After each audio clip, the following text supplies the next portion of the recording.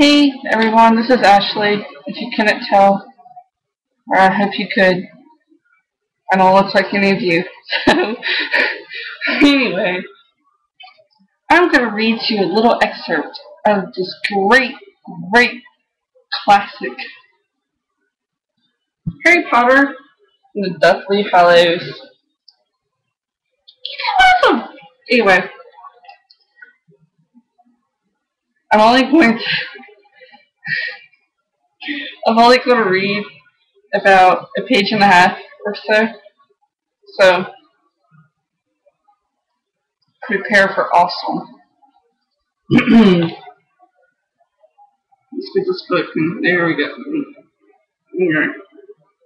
You can't see me. There we go. Oh, that's smarter. Okay.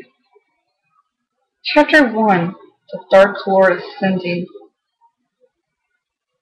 The two men appeared out of nowhere, a few yards apart in the narrow moonlit lane. For a second they stood quite still, wands directed at each other's chests. Then, recognizing each other, they stowed their wands beneath their cloaks and started walking briskly in the same direction. News? Asked the taller of the two. The best, replied Severus Snape. The lane was bordered on the left by a wild, low-growing brambles, on the right by a high, neatly manicured hedge. The men's long cloaks flapped around their ankles as they marched.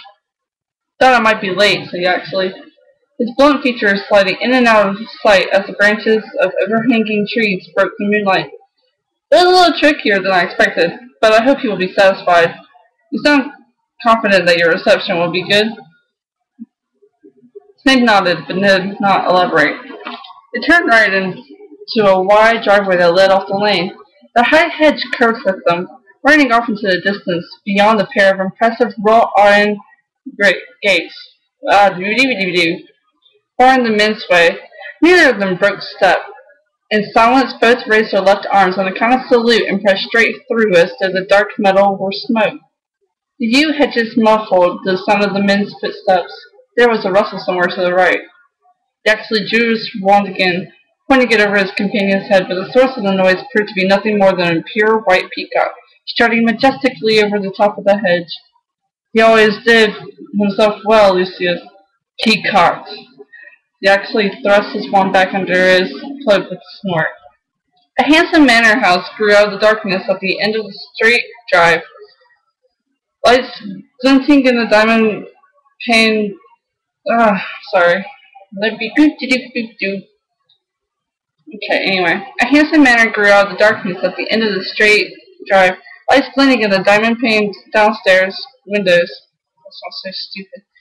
Somewhere in the dark garden beyond the hedge, a fountain was playing. Gravel crackled beneath their feet as Snape and Yaxley sped towards the front door, which swung at their approach, though nobody had visibly opened it. The hallway was large, dimly lit, and sumptuously decorated with a magnificent carpet covering most of the stone floor. The eyes of the pale-faced portraits on the walls followed Snape and Yaxley as they strode past.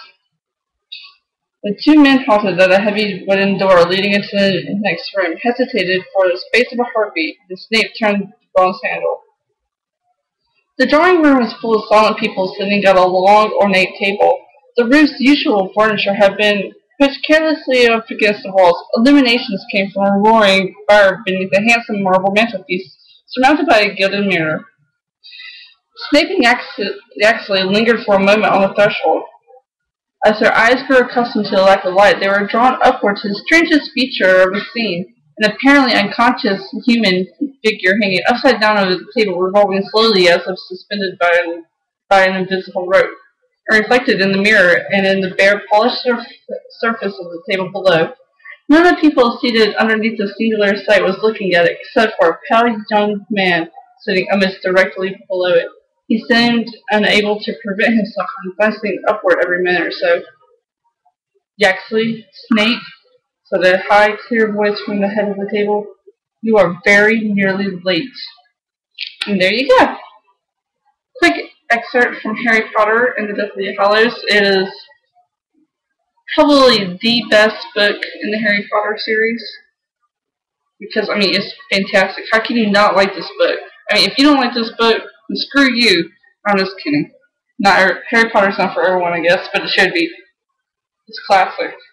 But then, so is the Scarlet Letter, and I absolutely cannot stand Scarlet Letter, and as well as many other books.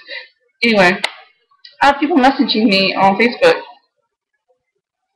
so I hope my weird stumbling on some of those words didn't mess you up and screw you up from the dialogue too much, or whatever.